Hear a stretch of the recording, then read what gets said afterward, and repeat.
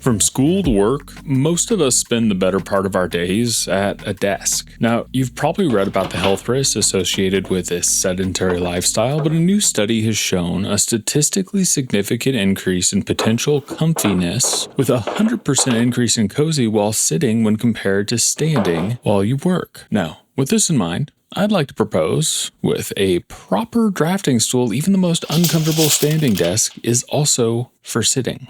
As empirical evidence in support of my theory, I present the following poem. Jump on this trend and your loved ones will beam. A sit and stand office is such a healthy regime. But we've got a secret worth keeping. It's cool. You can sit in the office, at your desk, on a stool. So, returning to type, leaning back, feeling cush. Comfort returns, sitting high on your tush. Some call it work, but you want to rest. So watch how I craft my boomerang desk.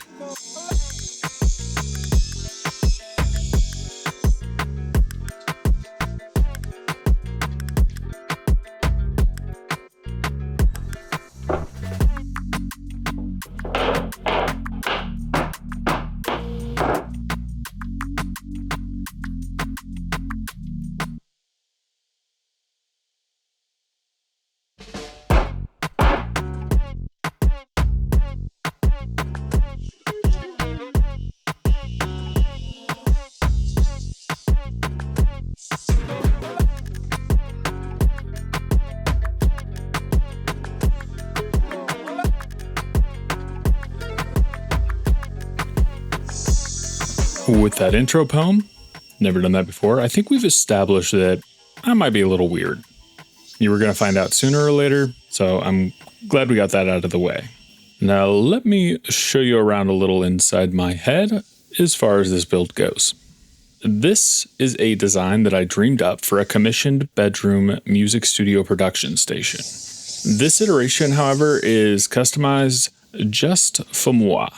We're starting with a whole truckload of American black cherry, and to maximize yield, these 12-foot black cherry boards were just barely long enough. So I've rough cut the lumber at an angle to ensure the final piece fits in the area that I've created. All right, let's get you up to speed on the game plan, so I could talk about all the other weird stuff in my head other than woodworking and listen to some dope beats. Don't worry, as always, I'll keep my musings short and they'll come as a seasoning to the process. I'll try not to chatter on. I've got some great lessons and a few pretty hot tips that I learned on this project, and it's simple enough. I think anyone at home could easily replicate this build with a very limited number of basic tools. So step one in understanding what you're seeing is to imagine a boomerang. I'm basically shoving a giant Aborigines weapon in the corner of a room, and hopefully the design doesn't come back around to bite me in the end. And as always, that pun was very much intended. As you can see, the boomerang is cut from a larger glue up of 2-inch thick, aka a 8-quarter cherry. The glue up will be more or less a pyramid, as I've taken the silhouette of the shape and sectioned it out into sections of the board width.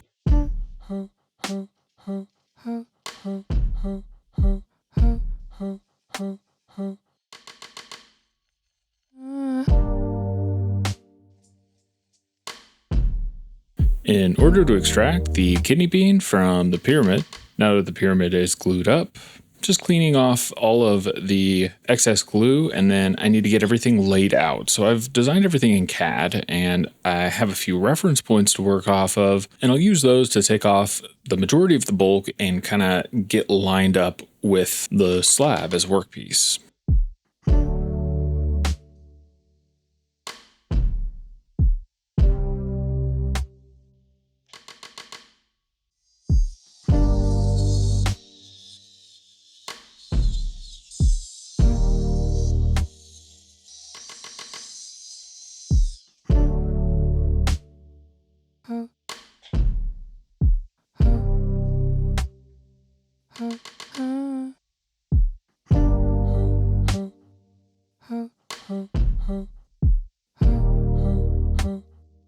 Once some of that excess is out of the way, I'm pulling out the shaper on this project. Now, the shaper origin is something that I've showed on the channel before. Quick recap, it is not a cribbage board computer playing machine. It actually uses the little dominoes to track its place in space, and it kind of becomes its own little handheld CNC. You provide the course movements, and it'll take care of all of the fine-tuning stuff. You just drop SVG files in and get furniture out. It's pretty cool. Do you have to have a shaper to make this? No. I do like the ability to realize my designs exactly how I had imagined them and exactly how I had designed them in CAD, and being able to just kind of copy paste that into reality instead of having to fair curves or build out big grids and transfer the shapes. This just makes it easy. Just like any other tool, it is a time-saving measure, and it's a fun one. Kind of gamifies the woodworking game. I'm just going to cut down about 1/4 inch on these and then come back through, saw out the rest. And this will be kind of the same process we use for the shelves and the base as well. And using that little lip that I have cut out on the shaper origin, I can come through with a big old flush trim bit on my saw stop router table, and that'll chew off the rest, making the edge smooth like baby bottom.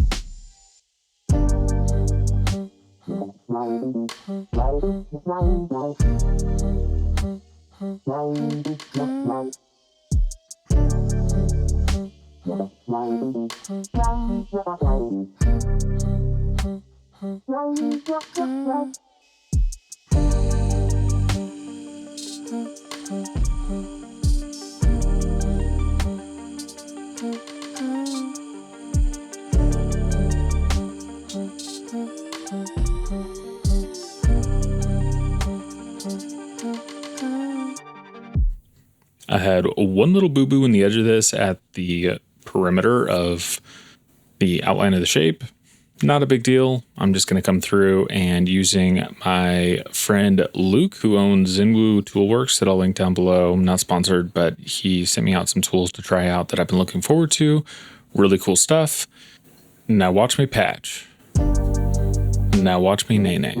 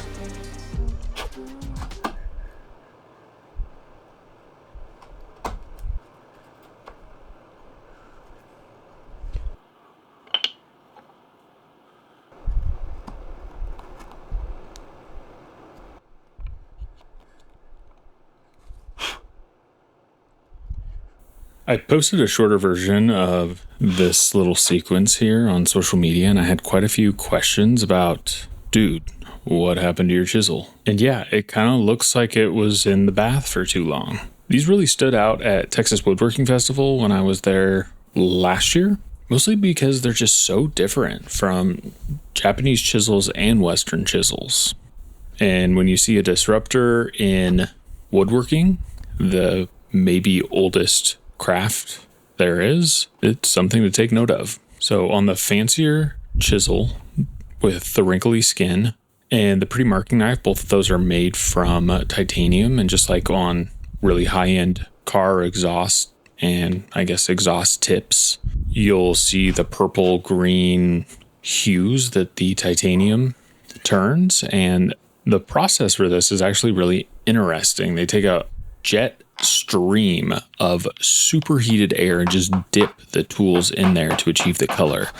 Really fascinating process. The alloy used for the steel is new. I didn't know there was new steel. I didn't know that was a thing. The owner, Luke, is also a really interesting guy. He's from China. He's working on his second master's and second startup. This is like a side hustle for his hobby in his free time. He's got 2 kids. I met his wife, Sunny. They came out to the shop while on vacation to Oregon from Chicago. Great people. Really, really nice. Really cool product. I'll drop a link down below just because I want to see Zenwu and Luke and Sunny see all the success, because these are cool products. They really are. So check them out if you're interested. If nothing else, it's cool just to check out because it's not something you're going to come across anytime soon, because the products are unlike anything we really have in the States. As a custom designer, anything novel I can really get behind, and mad respect. I've seen how hard it is to get a simple product to market. I can't even imagine what it's like getting an entire line of new processes and products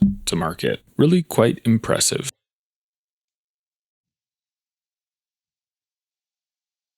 All right, I think we've gone far enough on the top. So I want to get into the base, and this is going to be like a few different tiers.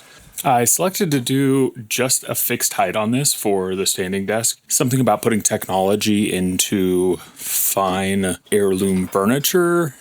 I kind of go back and forth on it depending on the day. I didn't think it was right for this. I think the design I came up with is cooler, and there's always stools. And then there will be a shelf in the back, and that'll be kind of a monitor stand. That shape, kind of a shrunk down version of this double bean or boomerang, is going to sit in the back here. And that's going to be mirrored below for a shelf for all peripherals I/O. There is a support in the back corner that will require some mortising and tenoning. This is going to be a very similar assembly to the top, where I kind of step down tiers and then cut the shape out of it afterwards. So I'm going to get started milling the boards. And while I do that, I appreciate you helping me keep the lights on while I tell you about today's sponsor, NorthOne. If you have a business, side hustle, or generate revenue from several income streams, check out NorthOne. North like the pole, one like the number. NorthOne isn't just a business bank account. It's like having a financial Swiss Army knife. Picture this: all of your sales, payments, and budgeting neatly integrated into one connected bank account. It is fully FDIC insured, which means your money is as safe as a SawStop. And it takes just 3 minutes to set up. No monthly fees, no minimum deposits, just straight up beautifully bundled business banking. For me, juggling different revenue streams from YouTube, Patreon, e-commerce, OnlyFans, just making sure you're with me, and custom furniture orders can be a headache. I'm no CPA. With NorthOne's Revenue Hub, I can track all of my cash flow from platforms like Shopify and PayPal all in one place. There's no more guessing games about how much total cash flow my business actually has or when payments will hit my account. Plus, the Bill Payments Hub is a lifesaver. I just snap a photo of an invoice or upload a PDF, and NorthOne's AI handles the rest by scanning all the necessary information I need to pay an invoice with only one click. And unlike other software platforms that randomly recategorize, for example, travel and auto expenditures as entertainment, QuickBooks, excuse me, a little something in my throat, it's smart enough to file your auto-categorized items correctly and automatically, as the name implies. It drafts the payment, I give it the thumbs up, and boom. It's scheduled and sent on time every time. Bill pay on easy mode. Check. Last value prop I want to tell you about is NorthOne's automatic budgeting tool, envelopes. This helps you stash away cash for taxes, payroll, and rent without lifting a finger. And the perks? How about $600 in YouTube ad credits or 20 grand in free Stripe processing? Free money that makes money is always good money. So if you're ready to take your business banking to the next level, click the link in the description and sign up for NorthOne. North like the pole, one like the number. NorthOne. It's fast, it's free, and it's a game changer for any small business owner. Thanks, NorthOne. Now, let's get back to doing business.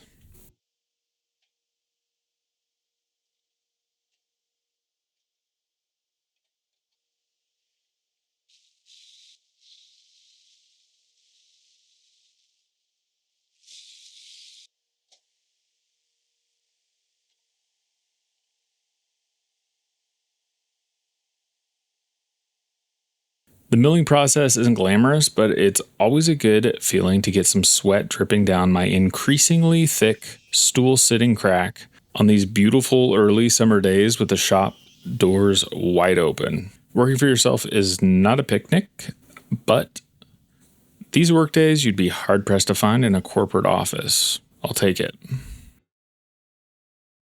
You might have caught that each of the boards has branding, species, lot numbers, and board footage on every single board.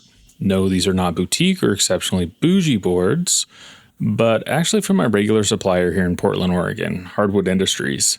They have a warehouse-sized conveyor system that systematically laser scans, measures, labels, and regrades each bunk of graded lumber into their own proprietary, more specific subgrades. It's a crazy dope facility and machine. One of these days, I will take you on a tour of the place. Let me know if that interests you down below. Inevitably, when I am doing any project that requires edge joining the boards in a panel glue up, when I draw my triangles, I always get a bunch of questions, which means I'm not explaining it well. So I'm going to try to do this better.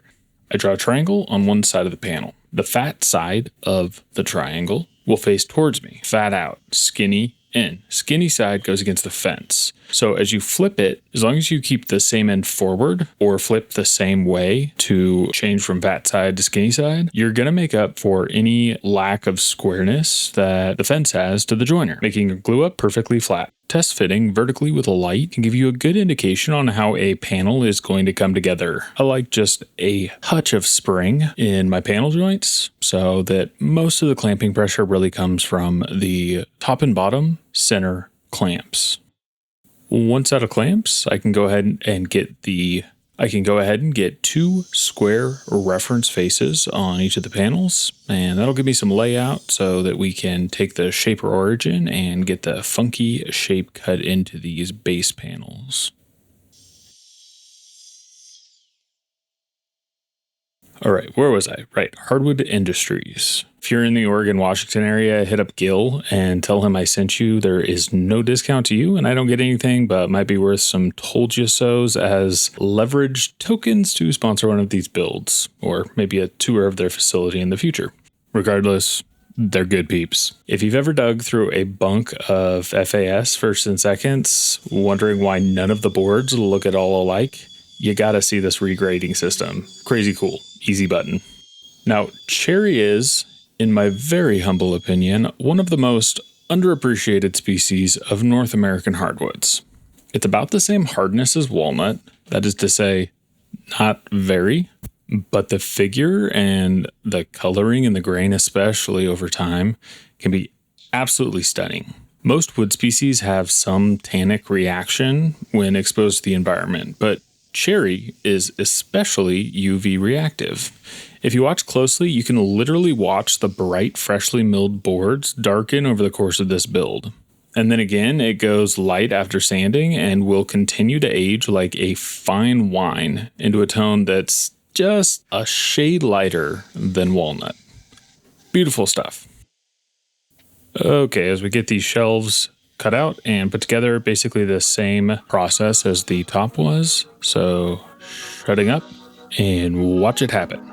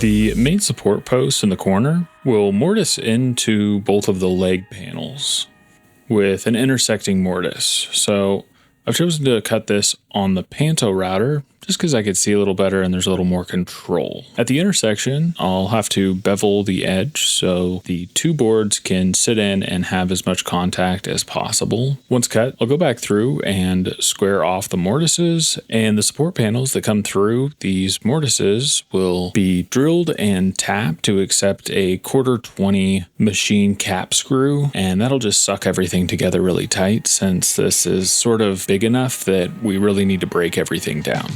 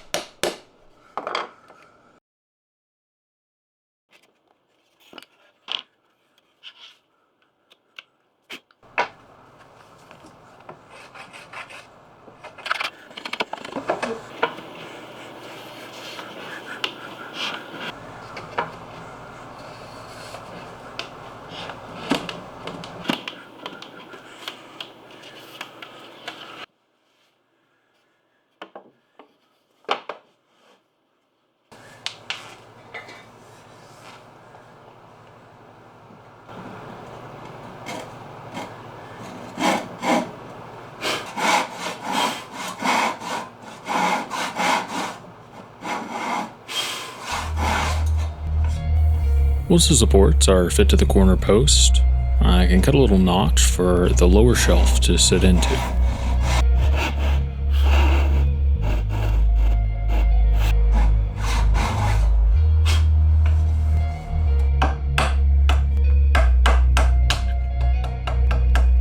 Then the top of the leg and top and bottom of the support post will get a tenon that fit into the underside and sandwich between the top shelf and the desktop, respectively.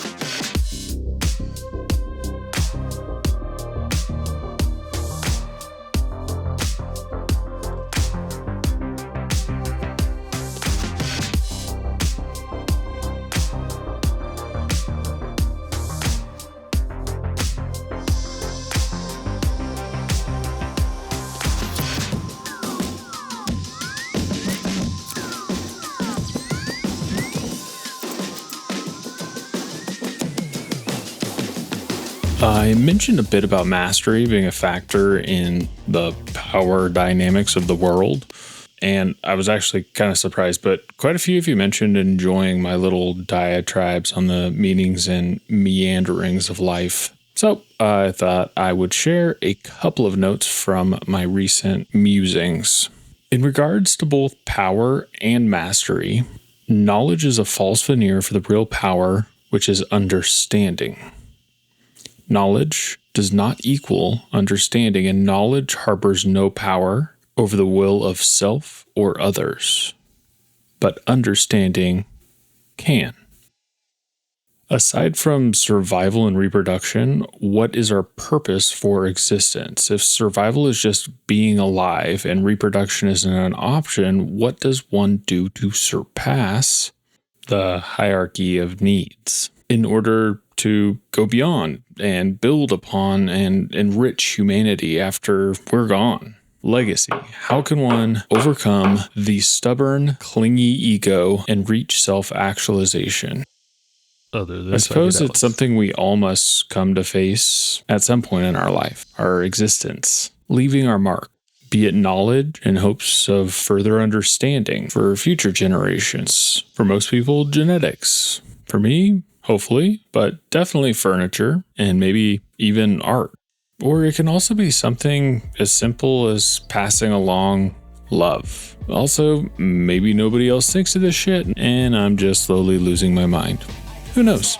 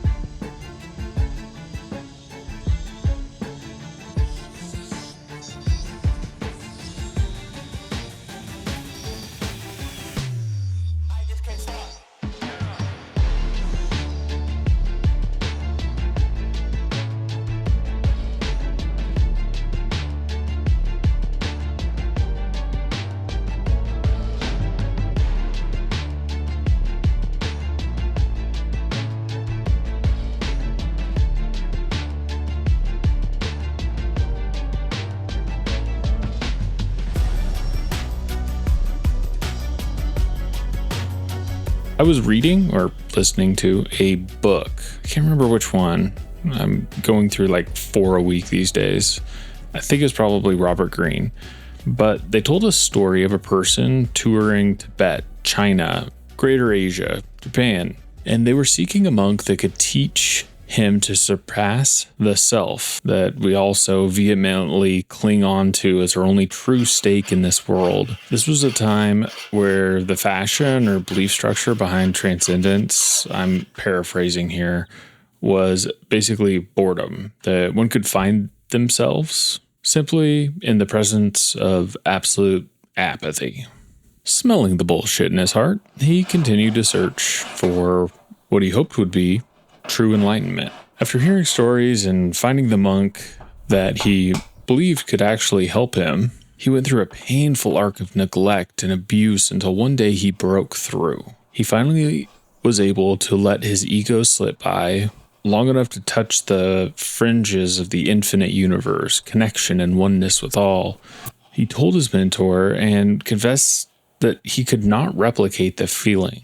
The monk shared with him that the journey is not a destination, but a checkpoint. Once through, you must find the bottom again, breaking yourself down and work to build back up and reach the entrance to that realm of actualization where self dissolves and we cease to comprehend me or I. One must do that over and over and over. It's work, and one must do the work to prove themselves receptive of understanding.